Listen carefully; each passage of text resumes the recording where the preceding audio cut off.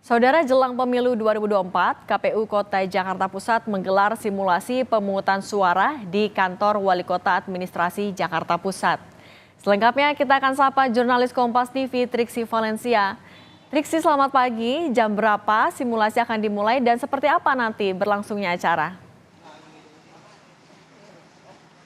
Ya, selamat pagi Cindy dan juga saudara. Kalau sesuai dengan agenda dijadwalkan pukul 7 waktu Indonesia bagian Barat, yang berarti masih ada sekitar 20 menit lagi menuju pelaksanaan simulasi pemungutan suara maupun juga penghitungan suara ini berlangsung khusus untuk Jakarta Pusat.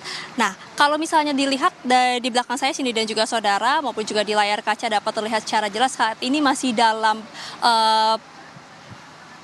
pembenahan, masih dalam persiapan. Kalau nanti itu bukan hanya ada tenda ataupun juga kursi seperti yang terlihat jelas, tapi nanti akan ada bilik-bilik pencoblosan, kemudian juga akan ada meja-meja administrasi.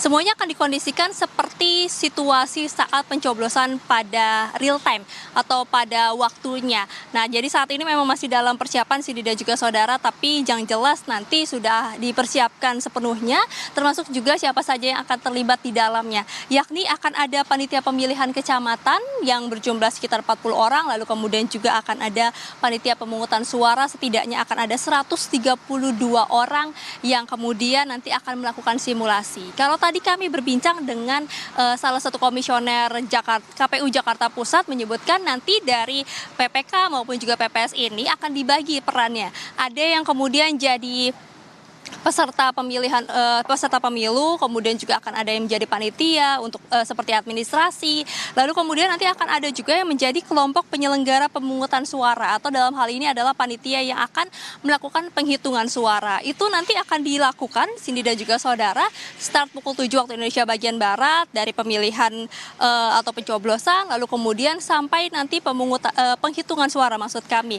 Itu akan berlangsung di tempat ini. Nah, siapa aja yang kemudian nanti akan datang mengawasi maupun juga memantau secara langsung gelaran simulasi ini.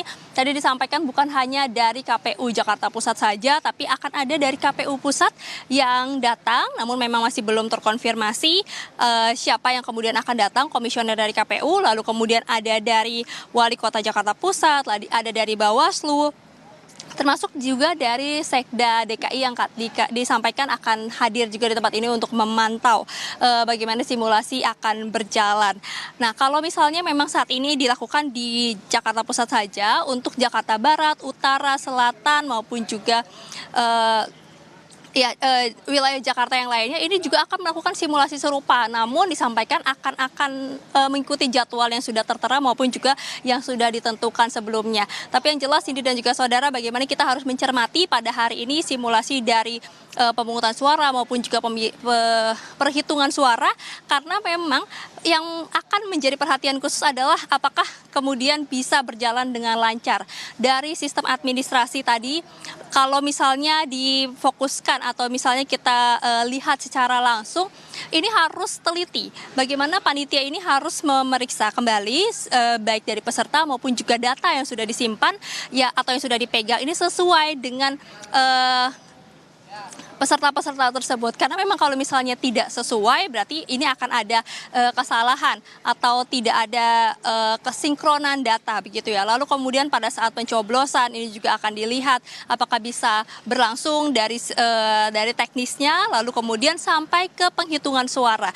Nah, penghitungan suara ini Cindy dan juga saudara akan menggunakan Sirekap atau kita kenal dengan aplikasi sistem informasi rekapitulasi suara.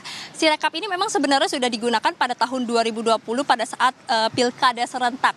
Akan tapi untuk penggunaannya pada saat pemilu inilah menjadi pertama kalinya Sirekap akan digunakan untuk kemudian bisa membantu KPU melihat bagaimana data-data penghitungan suara, mendapatkan data-data ataupun juga hasil pemungutan suara secara cepat dan juga secara tepat. Nah, ini yang juga perlu diperhatikan Cindy dan juga saudara, karena tentu dalam penghitungan suara harus ada ketelitian. Selain itu juga harus ada ketepatan, Karena kalau misalnya tidak ada, tentu ini sangat merugikan bagi beberapa paslon begitu ya. Dan yang juga disampaikan adalah bagaimana fungsi Sirekap ini bisa membantu sistem rekapitulasi KPU dari perhitungan secara berjenjang. Jadi dari kota kabupaten, kemudian juga provinsi, sampai nanti akhirnya ke pusat. Nah, tujuannya ada atau penggunaan Sirekap ini adalah selain bertransformasi menggunakan digital ya, dan juga menguntungkan bagi KPU dalam merekapitulasi data. Yang ketiga adalah bagaimana hasil dari penghitungan suara sementara ini bisa dilihat oleh masyarakat secara cepat dan juga secara langsung. Jadi kalau secara sistemnya, bagaimana kemudian Sirekap ini bisa mendapatkan data-data dari TPS, yakni ketika sudah ada pencoblosan, lalu kemudian pada saat penghitungan suara, nanti dari KPPS ini akan menghitung secara manual terlebih dahulu, lalu kemudian nanti akan dimasukkan ke sebuah form atau yang disebut dengan form C Plano. Dari situ nanti datanya akan difoto, dimasukkan ke dalam Sirekap. Nah, dari Sirekap inilah kemudian nanti akan disalurkan datanya langsung ke KPU pusat, sehingga masyarakat bisa menyaksikan ataupun juga melihat, memantau secara langsung hasil dari penghitungan suara sementara baik di kota kabupatennya, di provinsinya maupun secara keseluruhan di Indonesia. Begitu Cindy dan juga saudara.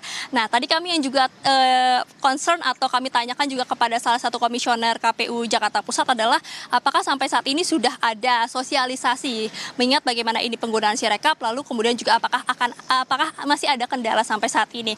Dikatakan kalau terkait dengan simulasi maupun juga penyampaian pembekalan terkait dengan Sirekap sudah disampaikan kepada panitia-panitia yang bertugas, dan kemudian terkait dengan kendala memang sampai saat ini masih dilakukan pembaharuan, masih dilakukan finishing terus-menerus sampai akhirnya nanti peluncuran secara nasional yang akan dilakukan pada bulan Februari. Harapannya sih dan juga saudara, bagaimana penggunaan Sirekap maupun juga simulasi ini dapat membantu penyelenggaraan pemilu bisa berjalan secara lancar dan juga secara aman. Cindy. Ya baik Triksi, artinya simulasi digelar secara lengkap mulai dari administrasi, pencoblosan, kemudian rekapitulasi, juga apapun hasil simulasi hari ini akan jadi catatan dan juga evaluasi sebelum 14 Februari 2024. Terima kasih jurnalis Kompas TV Triksi Valencia.